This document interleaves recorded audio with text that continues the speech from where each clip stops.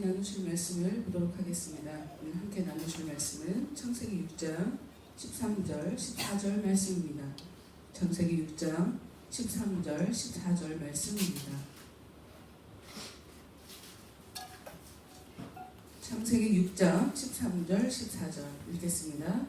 하나님이 노아에게 이르시되 모든 혈육 있는 자의 포악함이 땅에 가득함으로 그 끝날이 내 앞에 이르렀으니 내가 그들을 땅과 함께 멸하리라.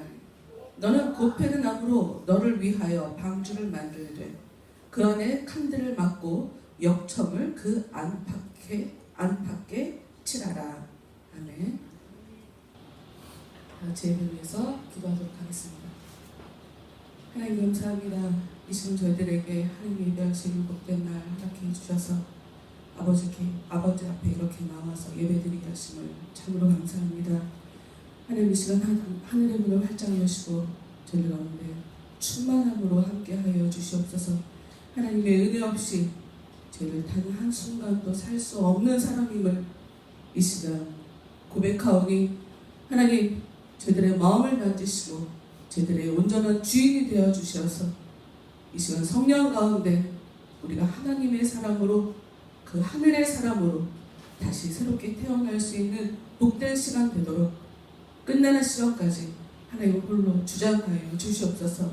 특히 저희의 믿음 없음과 미련함을 하나님 잘 아시오니 불쌍히 여겨주시고 지혜를 더하여 주시고 명철을 더하여 주시며 믿음을 더하여 주셔서 우리가 살아계신 그 하나님의 부으시는 그 은혜를 저희들의 내면 가운데 가득 담고 돌아갈 수 있도록 주여 도와주시옵소서.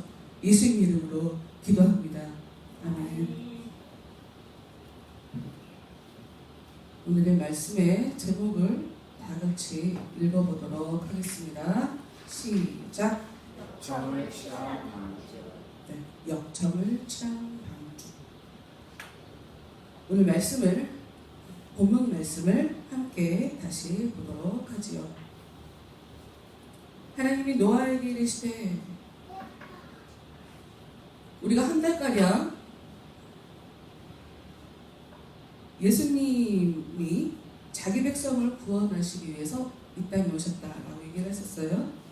그 말씀을 함께 봤죠. 그러면 어떻게 자기 백성을 구원하시는지 사실 오늘 14절 말씀에 그 답이 써 있어요. 어떤 사람이 자기 백성인지. 예수님은 자기 백성만 구원하시는데 그 구원하신 그 장면이 14절에 써 있어요. 제목에 써 있어요. 무슨 말인지 모르겠죠? 무슨 말인지 알면 재미없죠? 네, 13절 말씀. 네, 드디어 하나님께서 노아에게 내가 이제 심판을 하겠다 하고 말씀하시는 장면이에요. 하나님이 노아에게 이르시되 모든 혈육 있는 자의 포악함이 땅에 가득함으로 그 끝날이 내 앞에 이르렀으니 내가 그들을 땅과 함께 멸하리라. 사람이 죄를 지었는데 왜 땅과 함께 사람과 땅을 함께 멸하라고 하시나? 사람은 땅 흙으로 만든 존재죠. 그래서 긴밀한 관계 속에서 상호 관계 속에서 사람과 땅은 함께 살아가게 되죠. 사람이 죄를 지으면 땅이 저주를 받고 사람이 은혜를 받으면 땅이 그 저주가 풀려서 저 실제로 이 얘기를 들은 적이 있거든요. 굉장히 많은 분들이 특히나 이제 시골에서 사시는 분들이 얘기가 있어요. 뭐 도시에 사는 사람들이야 일단 제껴두고 농사 얘기를 하려고 해요. 땅이 저주가 풀려서 다른 논보다 훨씬 더 수확량이 많다. 상징이 저희 시댁이에요. 저희 시댁. 제 어머니가 그 말씀 참 자주 하셨었어요. 같이 있어서 분명히 옆집들이랑 이렇게 붙어있잖아요. 경계로 혼자 먼 곳에 계신 게 아니란 말이에요.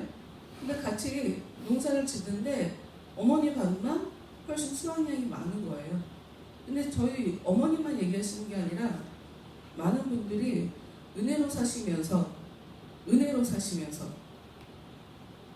옆집보다 우리가 훨씬 더 풍년이더라 하는 그런 얘기. 그리고 실제로 남미에서 이런 일이 벌어졌었어요. 그래서 전 세계 학자들이 그 남미로 막 쫓아가서 대체 이게 무슨 일인가 하고 연구를 해보고 이런 일도 있었거든요. 이만하게 뭐 무나 이런 것이 수확이 됐다면 갑자기 얘가 2배, 3배로 커진 거예요. 사이즈가 실제로. 여러분 믿으시면 되는데 이런 게 잘 안 믿어져요. 경험을 하기 전까지는. 어찌됐건 사람이 죄를 지으면 땅이 저주를 받고, 사람이 그 죄가 풀리면 땅이 그 저주가 풀려서 땅이 풍성하게, 사람이 원하는 것보다 풍성하게, 사람이 꾸리는 것보다 훨씬 그 이상을 그 사람에게 돌려주게 되는 일들이 벌어지는데, 오늘 말씀을 보면 하나님이 왜 땅을 멸하게 되냐? 땅에 뭐가 가득하냐? 모든 혈육이 뜬 자의 포악함이 땅에 가득하대요. 혈육 있는 자의 포악함. 여기 혈육이라고 써있지만 이것을 우리는 봤어요. 여러분 가지고 계신 성경에 본문 말씀 말고 각자 여러분 성경 갖고 계시죠? 각자 가지고 계신 성경을 보세요. 창세기 6장 3절을 봅시다. 창세기 6장 3절. 창세기 6장 3절에 보면 여호와께서 이르시되 나의 영은 영원히 사람과 함께하지 아니하리니 이는 그들이 육신이 됨이라 라고 써있어요. 그 육신이란 말하고 똑같은 말이에요. 그러니 땅에 육신으로 가득하다. 땅이 육신으로 가득하다. 근데 하나님은 그것을 악하다라고 얘기를 하는 거예요. 육신으로 가득한 걸 악하다라고 얘기를 해요. 그래서 가치가 없기 때문에 하나님이 그것을 멸하는 상황이에요. 그러면 가치가 있는 것은 무엇일까요? 하나님 보시기에 가치가 있는 것은 하나님의 영이 함께하는 거예요. 하나님의 영이 함께하는 거예요. 창세기 1장 2절 말씀.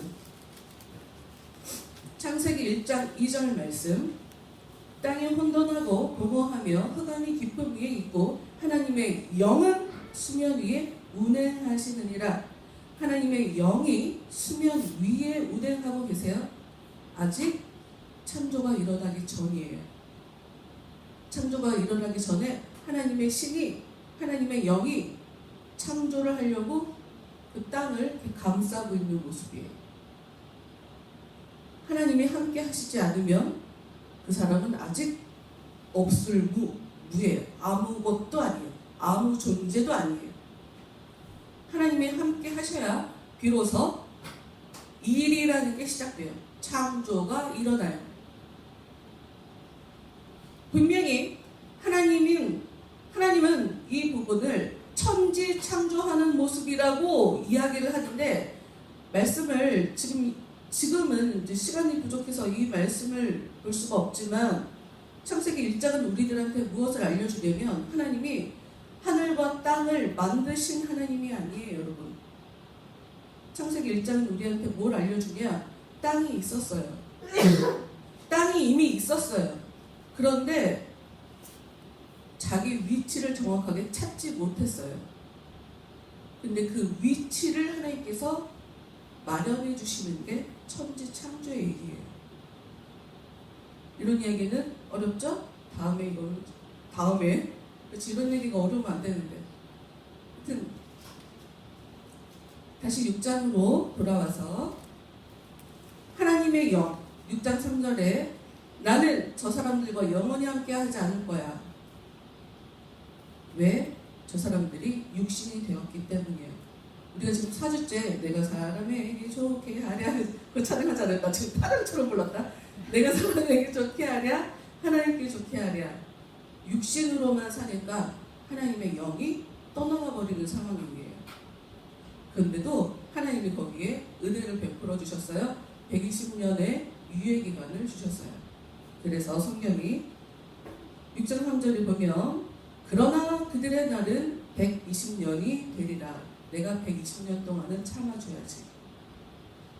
난 더 이상 저들과 함께 하지 않겠어. 저들이 육신으로 살기 때문에. 그런데 내가 120년 동안은 기다려주겠어. 라는 그런 의미고요. 그것이 오늘 본문의 말씀 6장 13절에 드디어 120년 동안 기다렸던 하나님이 드디어 일을 하시는 거예요. 하나님이 판단하실 때 땅은 육으로 가득 찼어요. 그래서 악해요. 그런데 성경을 잘 보시면 6장 13절에 본문 말씀에 보면 중간에 그 끝날이 내 앞에 이르렀으니 라고 써있어요. 그 끝날이, 이게 바로 한문으로 하면 종말이에요. 종말. 하나님이 끝까지 기다려주시는 거예요. 120년을 끝까지 기다려주셨어요. 근데 이제 끝이다.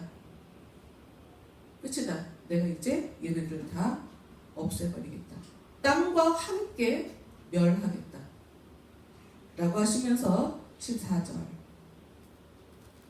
오늘 본격적으로 들어갈 14절, 너는 고페르 나무로,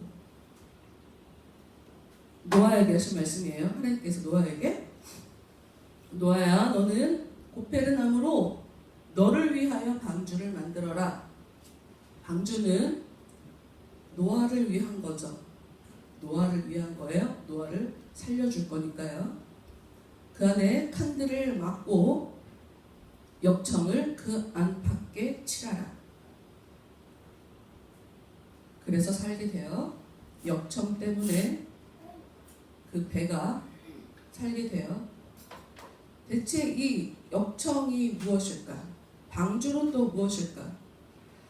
노아 얘기를 시작하면서 한 달 반 정도 전에 노아가 이 방주가 배 모양인 줄 알고 계신 분들에 대해서 그때 제가 질문했죠. 방주가 뭡니까? 보통 우리는 배라고 생각하지만 성경을 보면 방주는 직사각형으로 되어 있는 나무 상자예요. 상자 안에 지금 사람들이 들어가 있는 거예요. 그런데 하나님이 그 방주를 만들면서 그 안에 칸을 막고 라고 써있거든요. 칸을 막아라. 이게 막고 라고 써있지만 이거는 방주를 만들되 라는 말하고 똑같아요. 14절 말씀 보세요. 너는 고페르 나무로 너를 위하여 방주를 만들되 라고 써있죠. 그 안에 칸들을 막고 라고 써있지만 개역개정에 히브리어로 보면 그 안에 칸들을 만들고 라는 뜻이에요. 똑같은 단어로 써져 있어요. 칸들을 만들어라. 여기서 이 만들다 라는 단어 자체가 하나님이 창조하실 때 사용했던 단어예요. 하나님이 창조하실 때 썼던 단어. 하나님이 보실 때 하나님만 하실 수 있는 그런 단어. 하나님만 일하실 수 있는 그런 의미를 담아 만들어라 라고 했는데, 이 칸이라고 했을 때도 보금자리를 얘기해요. 보금자리. 새한테 보금자리는 둥지겠죠.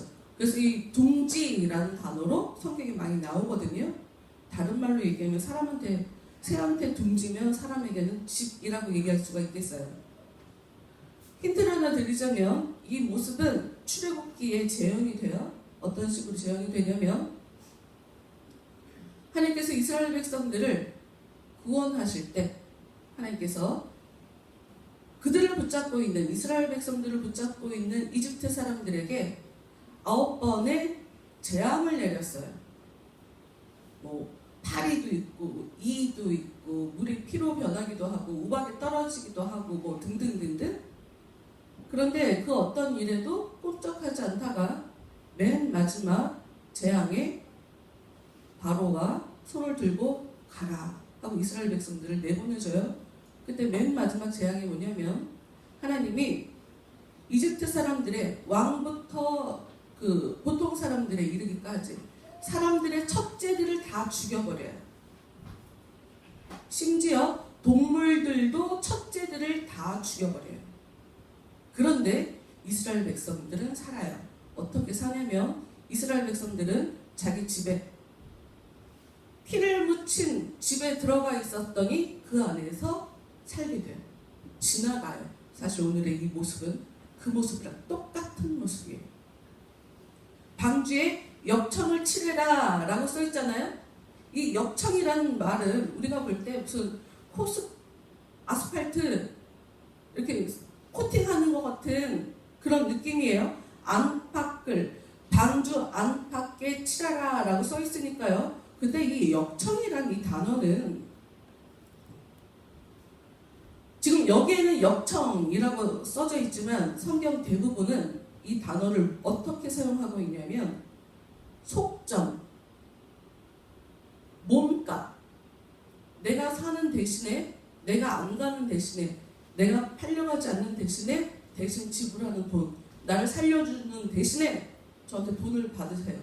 이 돈을 받고 저를 살려주세요 하는 이 속점이라는 의미로 사용되는 단어예요. 그러니까 무엇인가 대가를 받고, 지금 이 방주에는 역청이라는 게 칠해져 있죠.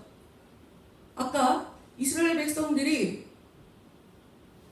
이집트에서 해방될 때 피를 발랐다고 했죠. 피를 발랐어요. 사람들을 살리기 위해서 몸값이 지불되었죠. 양. 사람들이 살기 위해서 양을 잡아서 그 피를 발름으로 그 집에 들어가 있는 사람들은, 심지어 이방인조차 그 집에만 들어가 있으면 살게 됐어요. 사람들이 살기 위해서 속점, 몸값을 동물의 피, 양으로 대신 지불한 거예요. 지금 단순하게 우리는 오늘 말씀이 방주에 칸을 막고 역청을 안팎에 칠하라, 그러니까 이거를 보면서 그러니 하나님이 너 나무로 만들어, 배를 만들어, 그리고 그 배에 역청이라는 걸 칠해, 코팅을 해, 물에 잘 뜨게, 물에 스며들지 않게. 우리는 그렇게 생각할 수 있지만 이것은 사실 십자가를 얘기하는 거예요. 십자가. 여러분, 기독교는 예수님을 믿는 종교예요. 그리스도를 믿는 종교죠. 그리스도를 믿는 종교예요. 그러면 예수님을 우리가 믿기 때문에 지금 이 시간 우리가 모여서 하나님께 예배를 드리는 거거든요. 예수님이 어떤 분이냐, 우리한테. 자기한테 속한 사람들, 자기를 믿는 사람들을 대신해서 자기의 목숨을 버림으로, 자신의 피로, 자신의 피값으로 나를 믿는 사람들의 그 죄 문제를 해결해 주시고 구원해 주려고 하시는 분이 예수님이에요. 구원해 주시기 위해서 자신의 목숨을 버리신 분이 예수님이에요. 저는요, 잘 모르겠지만 예수님이 저 대신에 돌아가셨다는 것을 믿어요. 예수님이 저를 위해서 피를 흘려주셨다는 것을 저는 믿어요. 이런 사람은 구원해 준다라는 게 바로 예수님의 십자가가 우리한테 알려주는 거거든요. 근데 그 그림, 예수님이 2000년 전에 오셔서 누구든지 나를 믿기만 하면 하나님이 더 이상 그 사람이 어떤 죄를 지었든지 그 죄를 묻지 않고, 그 죄 문제를 따지지 않고 그 사람을 구원해 줄 거야. 그 사람을 책임져 줄 거야. 그 사람을 잘했다고 의인이라고 얘기해 줄 거야 라고 하는 그 이야기를 설명하기 위해서 벌써 수천 년 전에 노아 방주를 통해 이미 하나님께서 미리 보기 힌트를 주고 있는 상황인 거예요. 근데 사실 이 모습은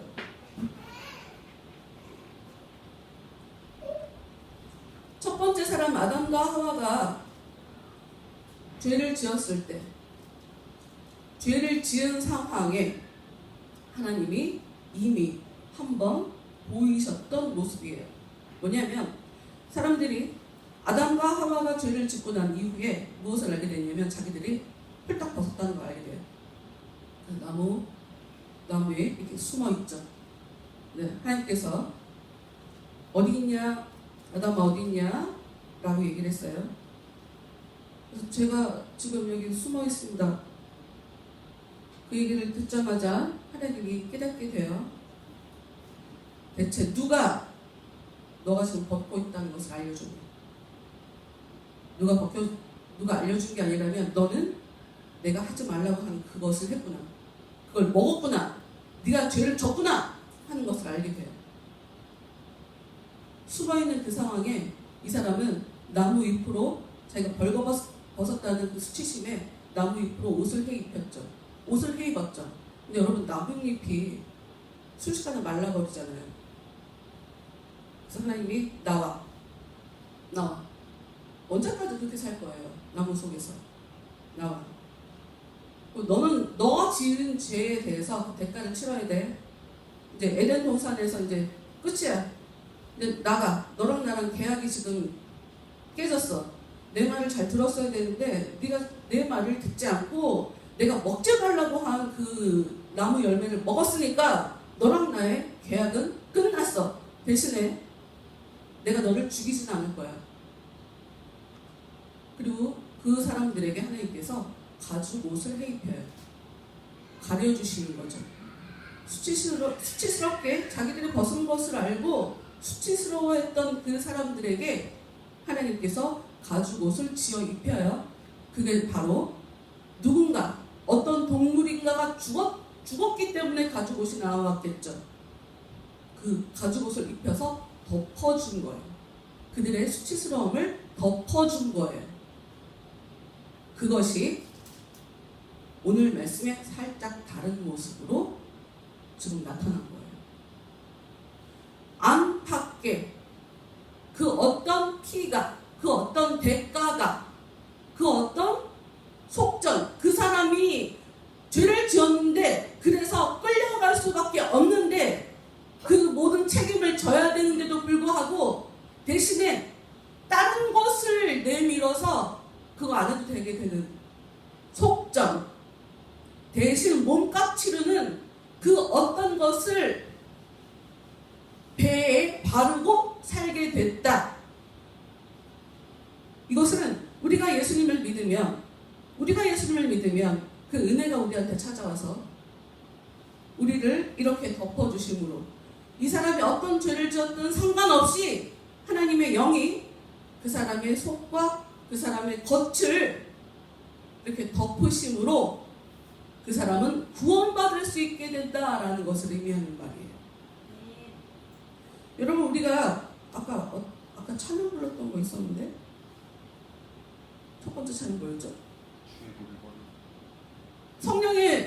성령의 불로 나의 마음을 태워주소서. 나의 마음을 태워주소서. 우리가 하나님 앞에 나올 때 되게 힘든 게 뭐가 힘드냐면 왜 하나님이 편하지 않고 하나님 저에게 은혜를 주세요. 왜 이 소리가 나오지 않냐면 하나님은 기본적으로 죄인을 싫어하신다는 것을 우리가 잘 알기 때문이에요. 그래서 우리 안에 죄책감 같은 것들이 야 어디 죄 져놓고 야 하나님 너 같은 사람 받아줄 것 같아? 하나님 너한테 무슨 은혜를 줄 거라고 지금 하나님께 기도하냐? 야, 평소 삶도 개떡같이 살면서 뭐 일주일에 한 번씩 교회 나와서 하나님 앞에 기도한다 이게 될 것 같아? 이런 식으로 우리한테는 악한 것들이 쉬지 않고 우리를 이렇게 참소하는, 우리를 못살게 구는, 우리에게 죄책감을 주는 그런 일들을 하는 마귀의 속삭임이 우리한테 끊임없이 일어나고 있단 말이야. 근데 사실 하나님은 사람이 어떤 죄를 지었든 상관없어요. 왜?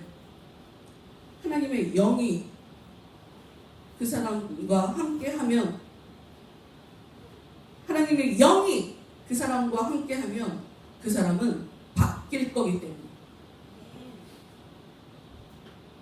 그저 나무였다가 무엇인가를 칠하니까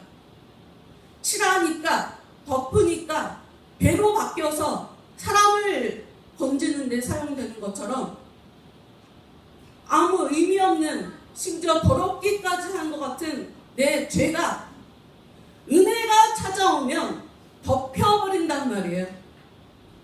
그래서 하나님이 받아줄 수 있는 그런 사람이 돼버린단 말이에요. 우리 6장 14를 다시 말씀 봅시다. 여기 고페르나무라고 써있어요. 여러분, 이 아재개그, 제가 아재개그 참 좋아하는데요. 성경을 보면 이 아재개그 같은 거 되게 많아요. 말장난. 성경에 이런 거 되게 많아요. 학자들은 이 지금 방주를 지은 고페르나무, 사실 이 고페르나무는 성경에서 딱 한 번 여기에 나오거든요. 그래서 대체 이게 무슨 나무야? 하고 몰라요. 근데 아마 코페르가 잘못 써져 있는 게 아닐까? 카파르가 잘못 써져 있는 게 아닐까? 이런 식으로 유추를 해요. 제가 이 얘기를 왜 하냐면 여기 보면 역청이란 단어 있잖아요. 역청이란 단어가 히브리어로 코페르예요. 역청. 그리고 칠한다라는 것이 히브리 말로 카파르예요. 그래서 역청이란 말은 칠한다라는 단어에서 파생된 단어예요. 그러니까 고페르나무에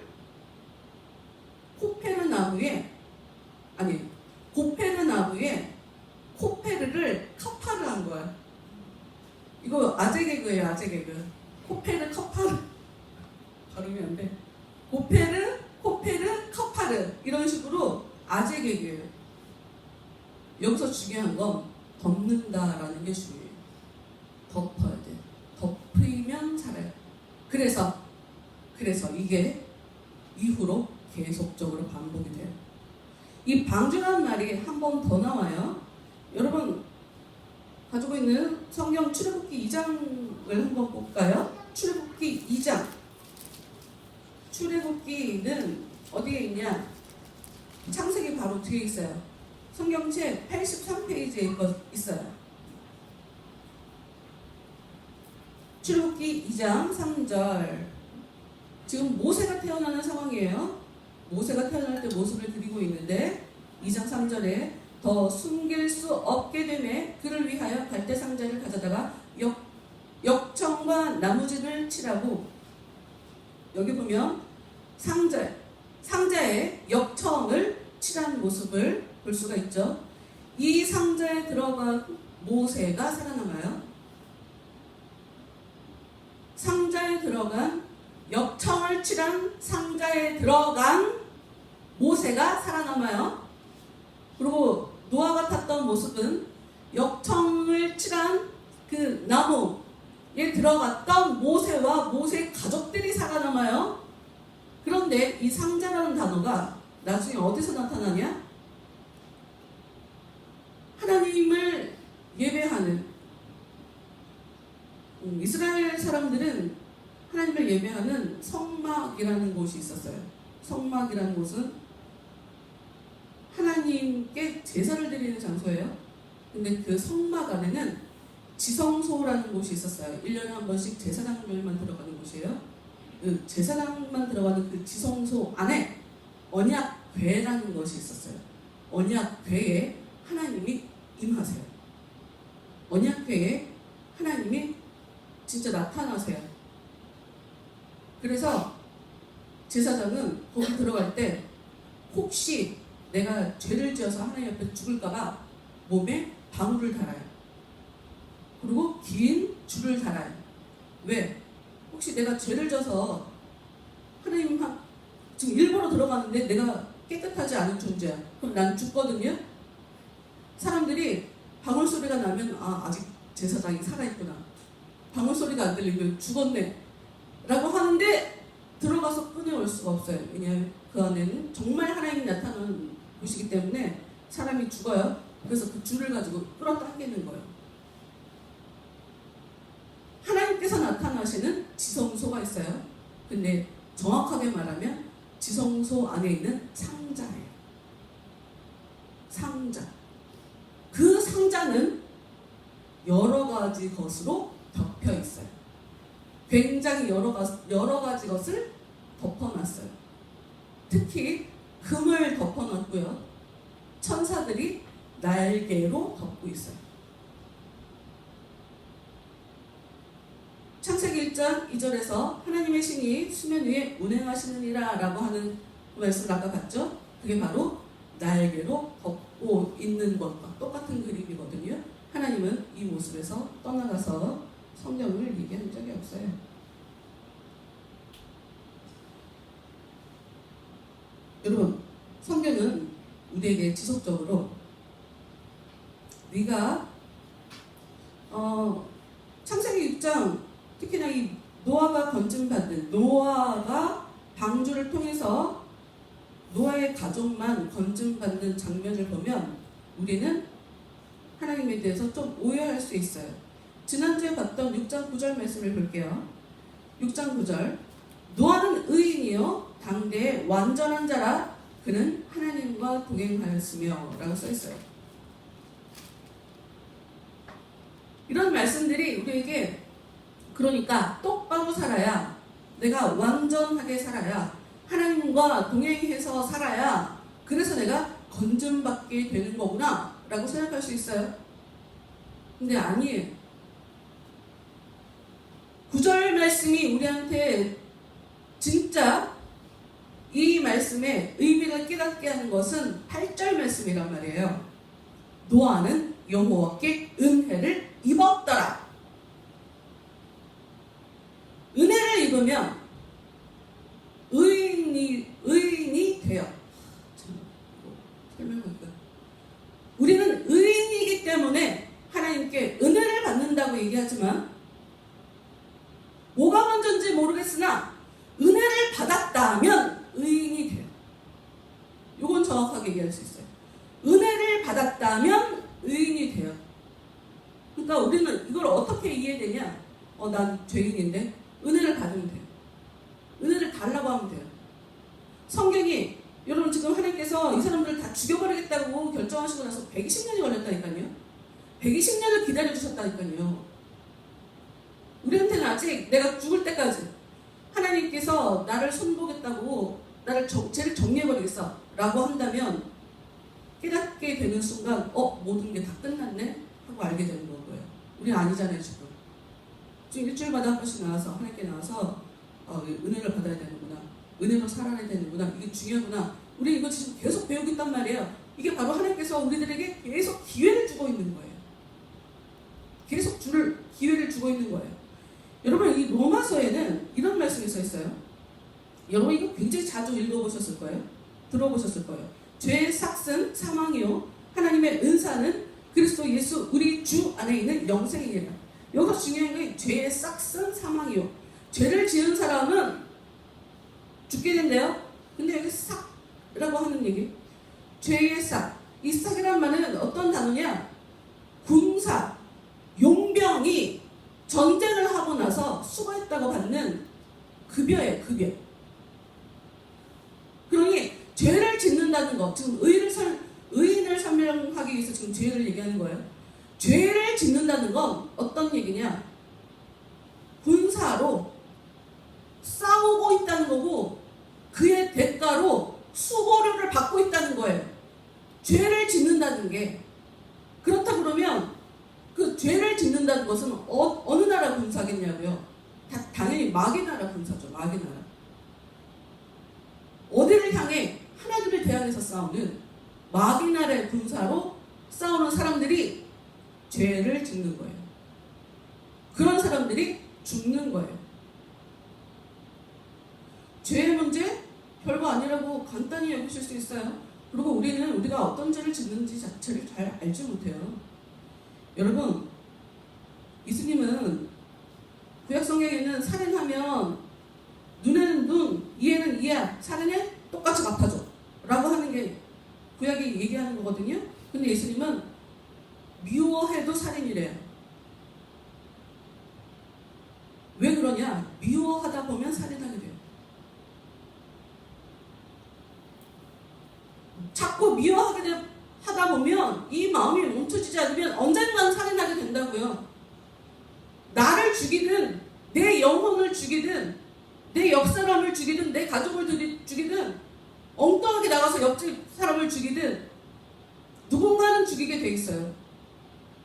우리 안에 올라오는 이 아름답지 못한 감정들, 절제가 안 되고 내 혈기가 주체가 안 되는 이 과격한 이 마음들, 우리는 이거 별거 아닌 걸로 그냥 생각하며 살아요. 근데 별거 아니라니요? 굉장히 심각한 건데. 여러분, 그렇다는 죄를 짓는다는 게 하나님을 대항해서 마귀의 나라에서 지금 살고 있다는 얘기고, 그러면 이 죄가 벗어졌다, 의인이 됐다라는 이야기는 정확하게 말해서 그 마귀의 나라에서 건짐 받아서 하나님의 나라로 넘어갔다는 얘기예요. 그러니 의인이 됐다는 건 완전히 새로운 사람이 됐다는 거예요. 그리고 의인이 됐다는 건 더 이상 마귀의 지배를 받지 않고 하나님의 지배를 받는다는 얘기예요. 그런데 어떻게 난 교회를 다니니까 믿음을 갖고 있으니까, 난 믿고 있으니까, 내가 좀 죄를 졌어도 하나님이 나를 구원해 주실 거니까, 이런 말도 안 되는 생각으로 이 죽을 때까지 못된 마음을 가지고 교회 안에서 살아가는 가짜 그리스도인들이 너무 많단 말이에요. 속으면 안 돼요. 우리 전 너무 많이 속아갖고, 저 사람은 가짜인 것 같은데. 근데 사람들은 믿음과 이 강함을 구별하지 못해요. 강하면 무조건 좋은 줄 알아. 강하면 무조건 좋은 줄 안다고요. 그래갖고 교회 안에서도 뭔가 강한 사람은 잘난 사람, 은혜 받은 사람, 복 받은 사람, 우리 이런 거 보게 되더라고요. 말 잘한다고 무조건 그 사람의 말의 내용도 의미 있고 좋은 얘기인 걸로 생각하시면 절대로 안 돼요. 기독교를 세운 바울은 말을 못해갖고 사람들한테 저 사람이 그 사람이 맞아? 우리한테 편지를 보낸 그 사람이 맞아? 라고 생각할 정도로 뭔가 나를 변명하는 것 같은 그런 느낌인데, 어쨌든 여러분, 의인은 어떤 게 의인이냐? 오늘 여러분 가지고 계신 성경에 창세기 6장 22절 말씀, 이게 의인이에요. 노아가 하나님이 자기에게 명하신 대로 다 준행하였더라.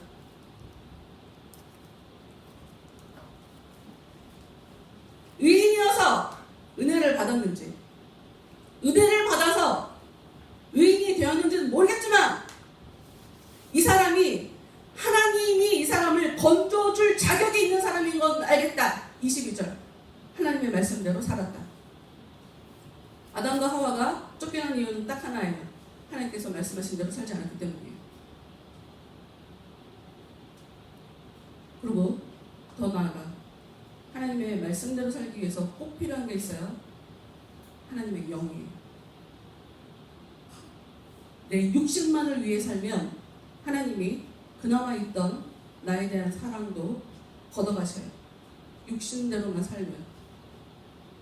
끝나고 오늘 또 우리 내가 사람에게 주피하게 찬양할 건데, 오늘은 좀 다르게 깨달으시려나? 하나님은 영이세요. 영이세요. 내 영혼의 아름다움을 여러분이 신경 쓰시며 사신다면, 내 영혼의 아름다움, 그럼 은혜가 하나님께서 여러분과 함께 해주세요. 그걸 바로 은혜를 받았다라고 얘기할 수 있고요. 계속 봤던 예수님의 얘기, 아들을 낳을 거야. 이름을 예수라고 해. 거친 밭. 왜냐면 자기 백성을 구원해 줄 거거든. 그럼 더 뜬금없이 임마누엘이라는 얘기를 하는데, 하나님이 우리와 함께 하신다. 그 얘기는 무슨 얘기냐? 하나님이 함께 해주시는 자를 예수님이 자기 백성이라고 얘기하시고, 그런 사람을 구원해 주신다는 얘기예요. 하나님의 영이 함께 하는 것, 하나님의 영이 나와 함께 하는 것, 이게 바로 내가 은혜 받았다라고 얘기할 수 있는 거고요. 그런 사람을 하나님이 구원해 주시는 거예요. 그런 사람을 예수님이 구원해 주시는 거예요. 그 사람의 죄 문제는 예수님이 다 해결해 주시면서, 됐어, 됐어. 이제까지 네가 어떻게 살았든 상관없어. 그냥 날 믿으면 돼. 날 믿으면 돼. 내가 너를 덮어줄 거야. 역청으로 배를 덮은 것처럼 내가 너를 덮어줄 거야. 내가 너를 네 겉도 덮어주고 네 속도 덮어줄 거야. 마음도 깨끗해지고 겉모습도 달라져.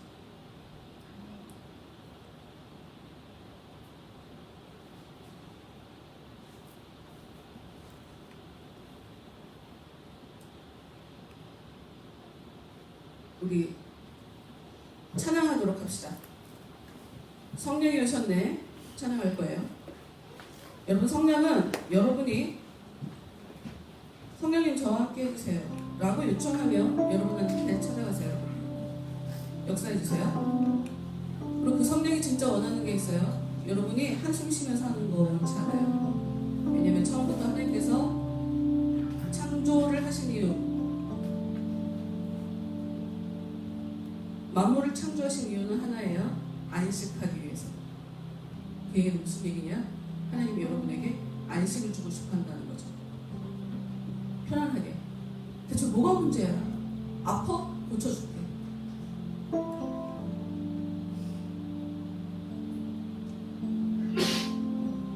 돈이 없으면 돈을 주시죠.